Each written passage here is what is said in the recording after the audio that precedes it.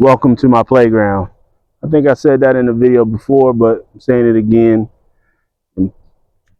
It's getting winter time. It's time for me to test some of these skills, some of these ability, and my personal ability, and get back into readiness, shape, and whatnot.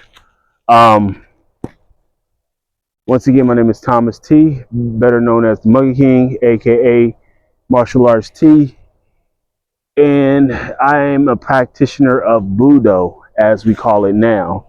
What you see on my back is one of my EDC scout packs, is what I label this pack as.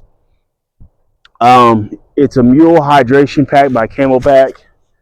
This is one that I will use to scout areas and stuff and whatnot, and practice some simple skills, especially with the poncho I carry in this compartment right here for fast access, because I have no water bottle pockets on here. But this is my pack.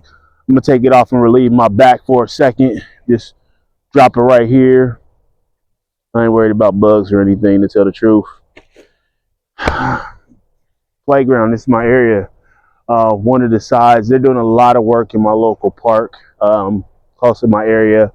I think they're expanding the trails and stuff like that, which is good for me because when I'm going to be coming out with content and everything, one thing I know I'm gonna need to do is to avoid spooking passerbys. You know, we got traffic over here from the road on the bridge. I think mostly what comes through here is maintenance, but right behind the camera on the other end, there is a smaller walking trail that kind of does a loop for people. It's got a couple of different areas that you can go in and start the trail and whatnot. Back this way behind me is other parts of the park. I'm on one side of the river where it's basically for people who are doing everything recreational: walking, hiking, jogging, bike riding, whatever they do to get their cardio up and to stay in shape. The trail, that's the hiking trail or the walking trail, it's paved. You've seen it at the beginning of this video. That's a pretty long, extensive, and it goes not just through this part, but through another part. And I plan on using those everything off trail and off of the way. So I'm exploring it piece by piece to get a better understanding and for future content for you guys. Once again, like I said, I study the art of Budo. I once trained under Shidoshi Charles Bond, who ended up retiring and decided to focus more on music than the arts, which, you know, it's everybody's choice. I wanted to continue on and went on to a journey. A couple of my friends found other things to get into. I have a friend who's a second-degree black belt in Brazilian Jiu-Jitsu, and then I have another friend who just got his certification and is a certified first-level guru in Filipino Arnaz. And now he's studying another style of martial arts, which someone just gave him his brown belt off of his green belt. Our old Shidoshi gave him. Me and him wear a green belt. The other guy that's now a black belt in Brazilian Jiu-Jitsu, he was a green belt. I decided to take myself to the Budo Rukai, and I have not been a good student. I'm gonna put that up front right now. You can go back on this page and see from like almost 13 years ago, 14 years ago, when I was saying, hey, this is me on the Budo Rukai. Just recently, like 2 years ago, I was on a good move. Then after that, I decided to pause and focus on my relationship and everything. My wife didn't ask me, my now wife didn't ask me to do that. She was my girlfriend at the time, but now she's my wife. I decided to do that because I didn't know how to balance it. And really, I don't have to, for the simple fact that she gives me my time and everything. And I've never had a problem with that, of someone being able to give me the time that I need to train and work on skills. You know, I get 3 to 4 days out the week to do it. You know, If I could do it more because I was getting paid for it or something, I would, but I'm not in that position. So with that being said, no more excuses. What I'm you're going to see me do my studies in the art of Budo. I'm using the Bansenchu Kai, Shoninki, the Shinobi Hiden, and other ninja manuals that are out there, most printed by Anthony Cummings and his historical ninjutsu group, to basically show how those skills could basically adapt to right now in this time. Now, you're not always going to see a wooded area, a fielded area, whatnot. It's not always going to be that. I'm going to go into the city. I'm going to explain some things about being in the city, and, it's called Seiza Jitsu. Those survival skills, why you need to practice these. If you want to practice the art of Budo, whether you're Bujinkan, whether you're Budo Ryu, or some other offshoot that's out there, if you have these manuals, if you have the Bansenchu Kai, if you have the Shinobi Hiden, if you have the Shoninki, if you have these manuals and you're reading through them and you're following people like Anshu, Krista Jacobson of the Budo Rukai, head mistress of the Budo Rukai, if you're following someone like Depth in the Shadows, Anthony Cummings, the Shogunite, you know what I'm saying? Um, if you're following these individuals and you're like, man, I want to get out there and train, and you may be feeling head down, or you're in the city and you're like, where could I train and how could I train? A lot of training is in your everyday walk. Your the best posture and fighting stance is the stance that you normally walk in, what you normally move. Um, if you're in a city and in an urban environment, go to your local, I'm gonna say, mixed martial arts gym. Find out what day is open mat day and train, especially if you're training remotely. Let's say you are training remotely and you're not in a rural area, but you're training because that's what you can afford. Join one, get to know the guys, get in there, roll, pay that mat fee because you're dipping in every now and then. And if you got someone like a Krista Jacobson that that's very personal with it, don't don't be afraid to ask questions. You never know.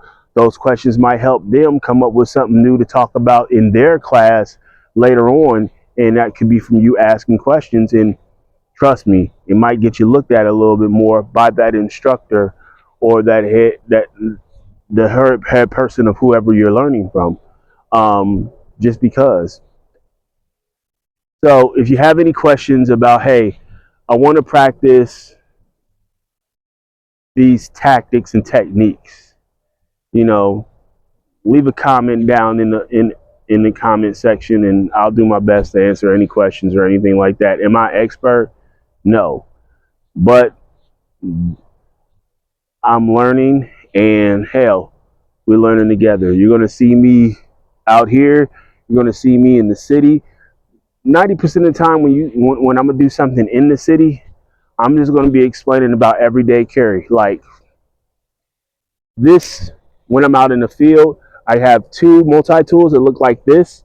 This is my one for when I'm out here. Why? Preferably because it has a blade, and this part on the back is the biggest part.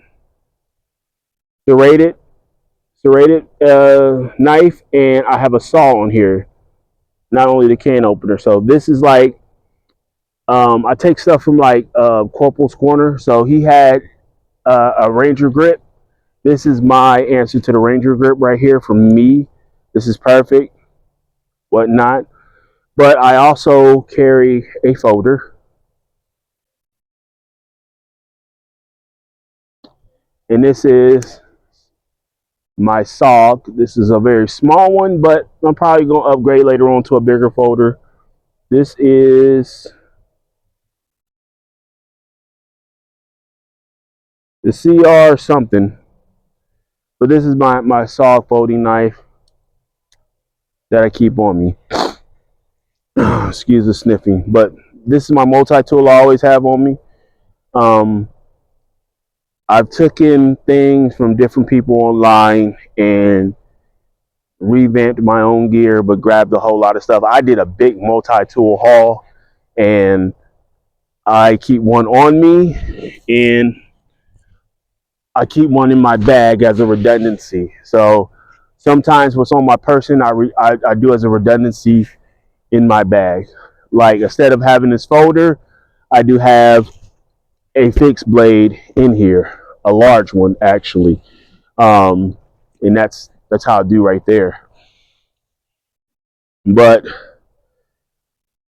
this is what we're doing out here. We're gonna come out here. We're gonna do some fast shelter building. We're going to explore things like the tradition of foxes and wolves is what I'm studying up on right now and want to get more into, um, with the fast shelter building and things like that. Um, I've got one spot on in the middle of the woods close to the river, but I'm gonna build a debris shelter over there. I'm just trying to figure out how I'm gonna do it. It's probably gonna be something new because I got a lot of vines I can work with. So look for that content coming.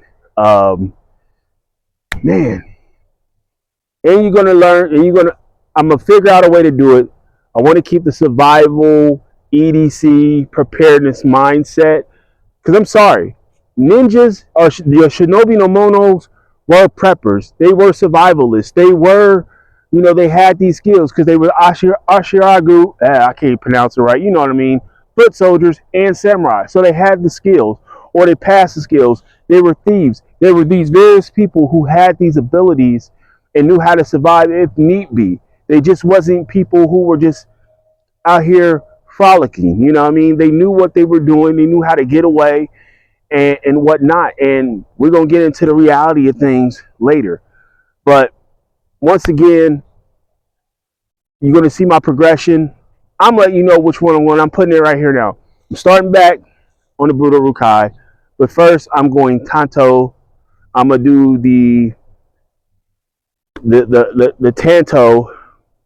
Tanto course and get my certificate, my knife fighting certification from the Budo-Ru in the Tanto because that's actually the blade I like to carry. You know what I mean? So I love the way the samurai fight. I love the simplicity in it. I love the way the ninja and the samurai and the shinobi no monos do their thing, especially with the blade.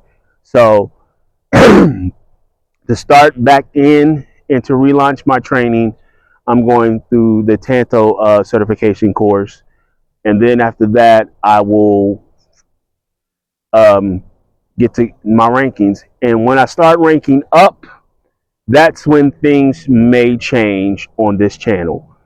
But I will let you guys know and do that with the full transparency of the Budo Rukai and myself. Do you have to be in the Bujinkan or the Budo Rukai to study the Shinobi no Mono and their tactics and everything? Fuck no. I'll be openly honest. I'm gonna just say, Kendo ninjas put me into the martial arts. Japanese martial arts made me love martial arts. The Budo Rukai has everything I need to do what I got to do. So just know that I'm building myself up to be eventually a Budo Rukai instructor and affiliate. So once again, it's your boy, the Monkey King, aka Martial Arts T, better known as Mr. Woodall. Y'all stay blessed, stay focused, and keep practicing. I'm gonna get out of here because it's getting dark. Whew.